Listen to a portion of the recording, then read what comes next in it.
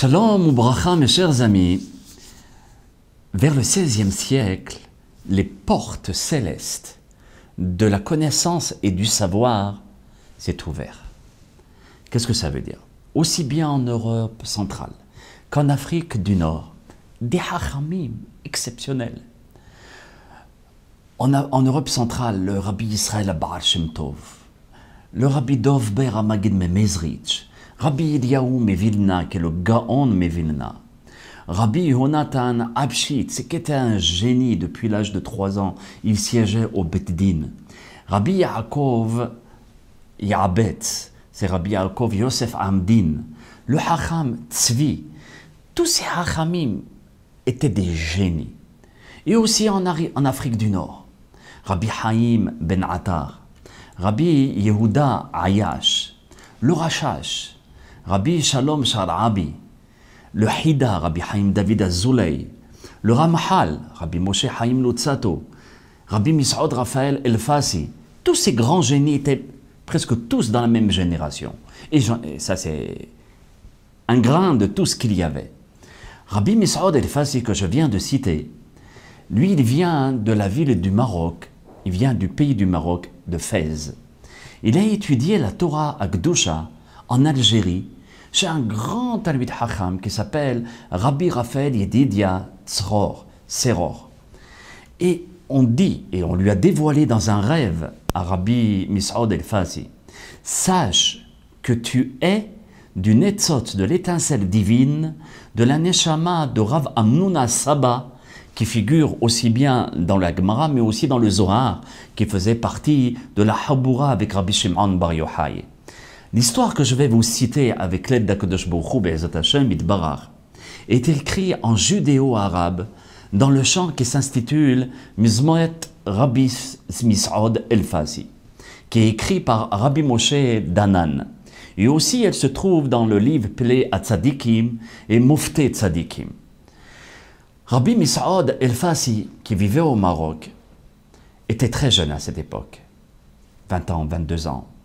Et il avait toujours l'envie de monter en Eretz à Kodesh.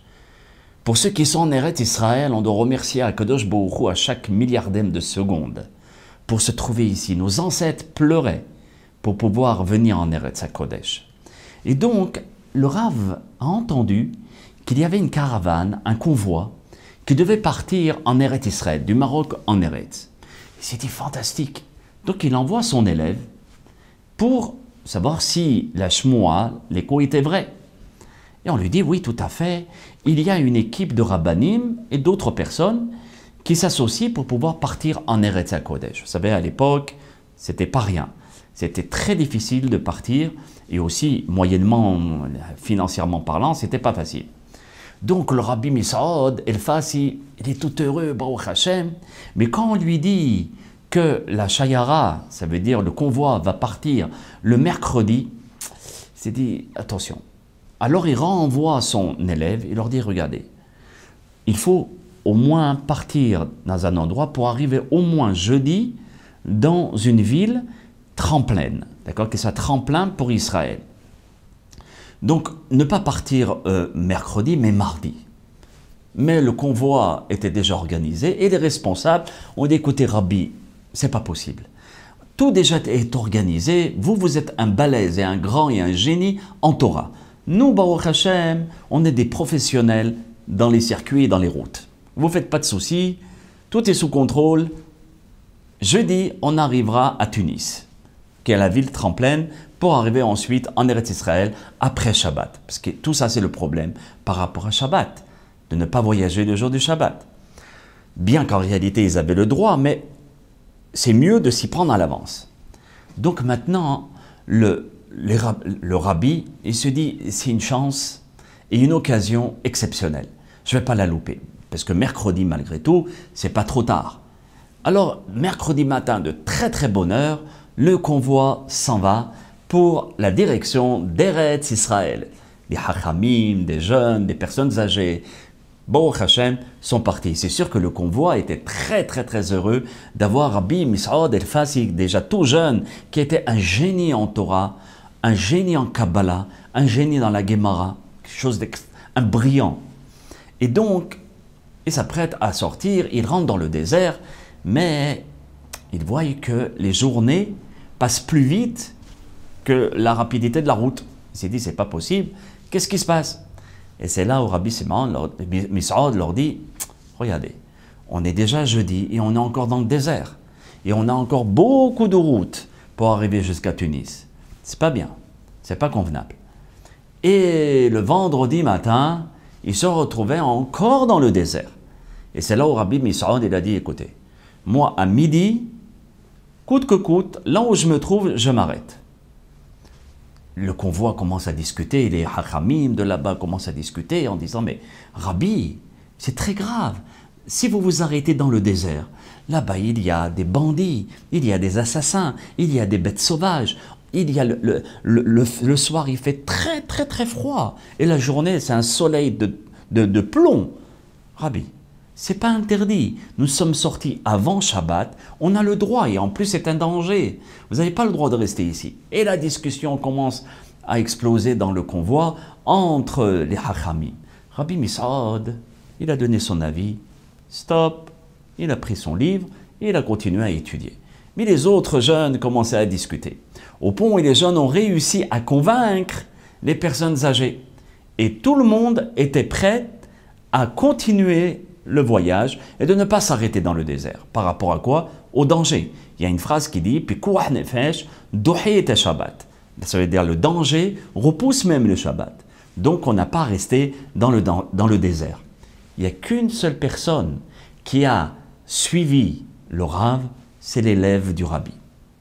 Qu'on ne mentionne pas son prénom dans le Sefer. Donc, à midi, le Rav s'arrête, il enlève toutes ses affaires, et le convoi, les gens du convoi commencent à le supplier. J'en supplie, Rabbi, c'est pas interdit. Et c'est vrai que d'après la loi, ce n'est pas interdit parce que c'est un danger. Mais le Rav véhiculait au-dessus du Teba, au-dessus de la nature, au-dessus de la loi. Il faisait plus que la loi. Et donc, on n'était pas obligé de l'écouter si quelqu'un fait plus que la loi. Mais lui ne voulait pas continuer, il avait peur de continuer le jour du Shabbat. Et à ce moment-là, à 2 heures de l'après-midi, le Rabbi commence à faire minha avant Shabbat et il commence avec son élève à préparer toutes les séoudot. La séouda du vendredi soir, la séouda du samedi matin, de samedi après-midi. Et il prépare tous les repas. À ce moment-là, Baruch Hashem, le Shabbat commence à rentrer. Le Rabbi, qu'est-ce qu'il fait? Avant Shabbat, il prend son bâton et juste avant Shabbat, il trace un très grand cercle pour pouvoir faire un cercle autour de lui et de son élève, tout autour, un grand cercle. Et ils font la tfila de Harvit comme s'ils se trouvaient à la synagogue. Il faisait nuit. L'élève tremblait un petit peu, parce qu'il s'est dit, wow, c'est le noir total. Imaginez-vous, dans un endroit, par exemple dans une forêt, c'est pas le désert, dans la forêt, mais noir, vous éteignez les lumières de la voiture et vous restez comme ça. Il y a une petite peur qui commence à rentrer. Pourquoi la peur, on ne sait pas.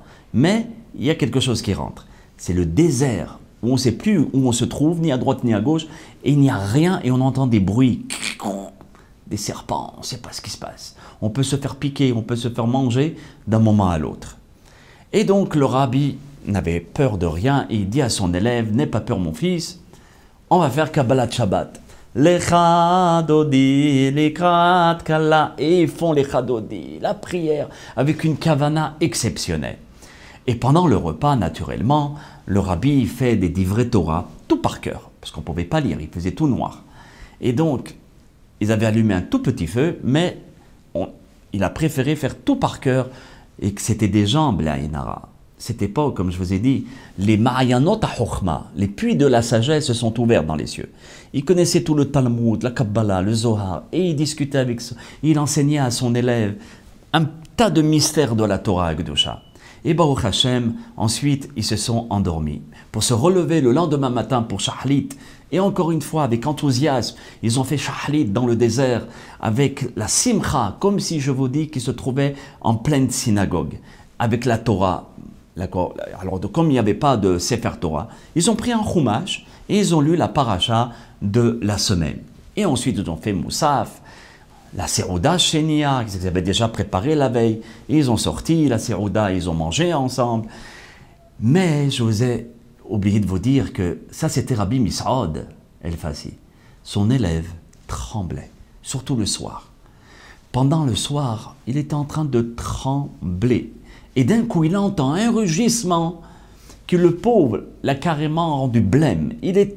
Ses os étaient en train de trembler à l'intérieur de son corps. Il s'est dit, Rabbi, il commence à sauter sur son Rabbi pour le protéger. Il dit, j'ai trop peur.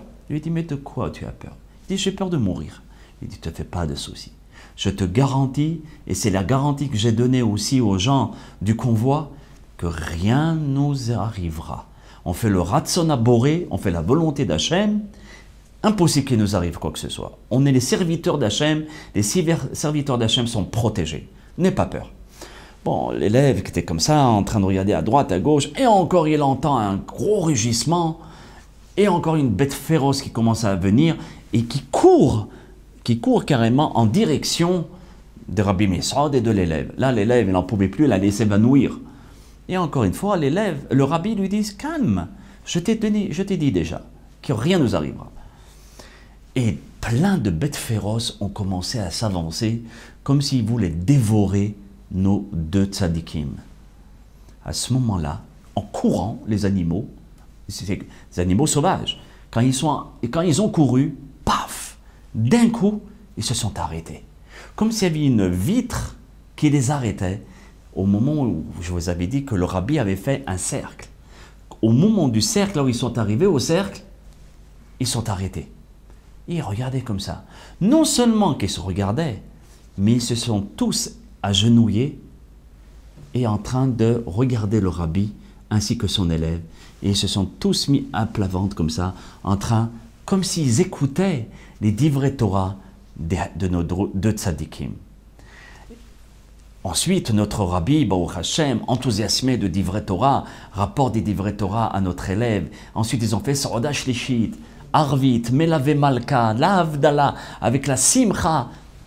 Et toujours le Rabbi disait à son élève, n'aie pas peur. Parce que malgré tout, quand vous voyez avec des lions, mais pas des petits lions, immenses, et parmi eux, il y avait un lion qui était hors pair. C'était un lion qui était 4 fois, 5 fois plus gros que les autres lions. Et même lui qui était assis carrément devant et qui ne bougeait pas. Et le rabbi lui dit à son élève, tu vois ce lion qui sort de l'ordinaire? C'est un lion qui est venu faire une mission avec nous. Bon, l'élève n'avait pas tellement aimé compris qu'est-ce qui se passait. Le dimanche matin, Baruch Hashem, très bonne heure, ils se lèvent, ils font la tfila au net. Et là, le rabbi, après la tfila, il mange avec son élève et il dit à son élève, voilà, tu vas plier tous les bagages avec moi et tu vas le mettre sur le lion. Alors le Talmud dit, non, rabbi, je vous en supplie, soyez sympa, soyez gentil. Je ne vais pas toucher ce lion, je ne vais pas m'approcher. C'est très bien, il est loin là, il n'a pas bougé, mais je n'ai pas envie de m'approcher. Imaginez-vous de vous retrouver devant un chat qui fait 10 mètres de hauteur. Vous commencez à avoir peur. Et bien là, c'était un lion.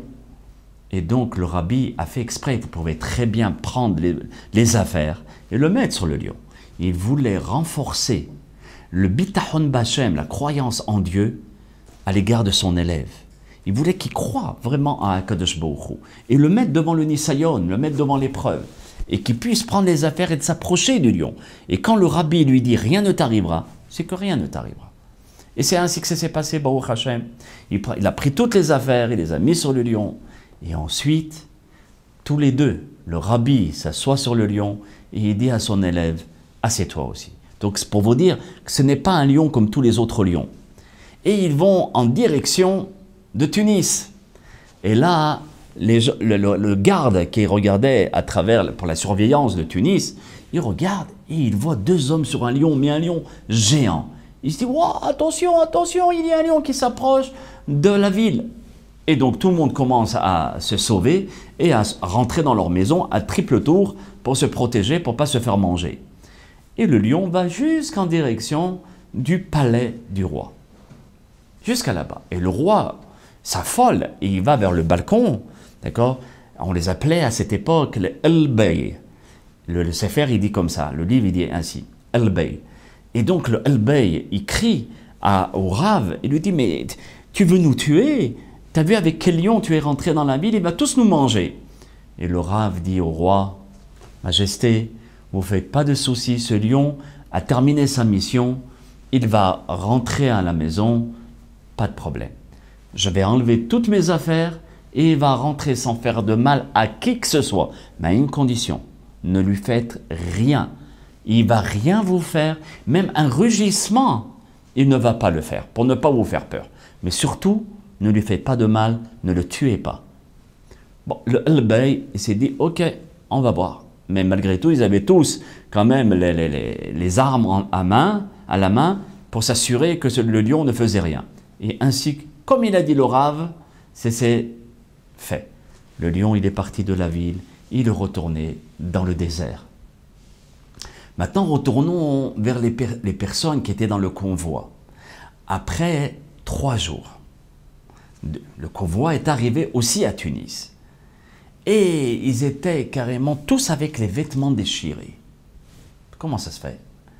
Parce qu'ils ont beaucoup regretté d'avoir abandonné le rabbi. Ils se sont dit, c'est pas convenable ce qu'on a fait. On l'a laissé tout seul dans le désert. Il a dû mourir là-bas. Il est mort de froid ou bien par des animaux qui ont dû le manger. Lui et son élève, le pauvre. Ils s'en voulaient atrocement. Et quand ils sont arrivés dans la ville de Tunis, tout le monde est en train de dire, tu sais, il y a un rabbi qui est venu ici.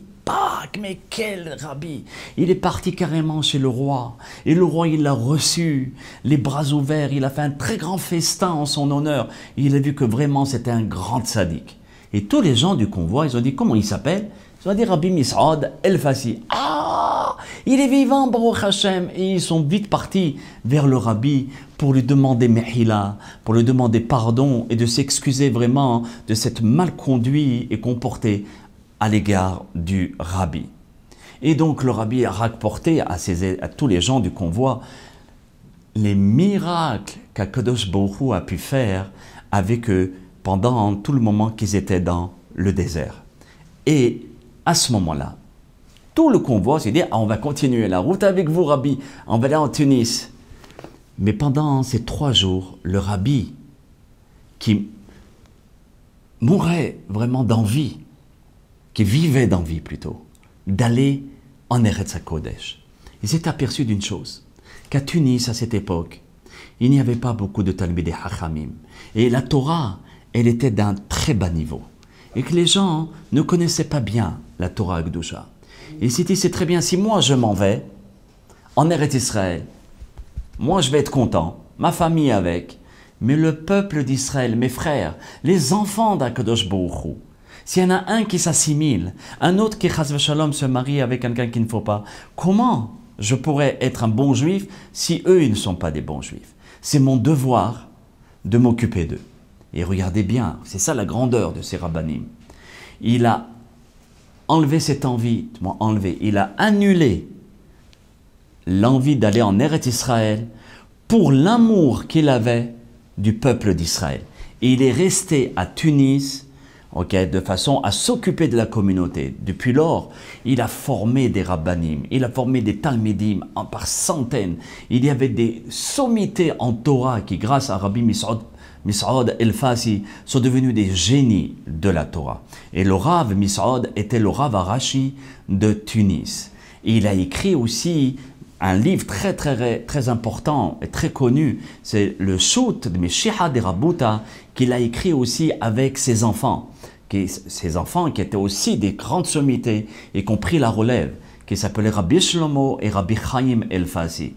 Et donc il a écrit ces livres-là, qui sont des responsables sur le Shulchan Aruch, selon le Seder, l'ordre du Shulchan Aruch.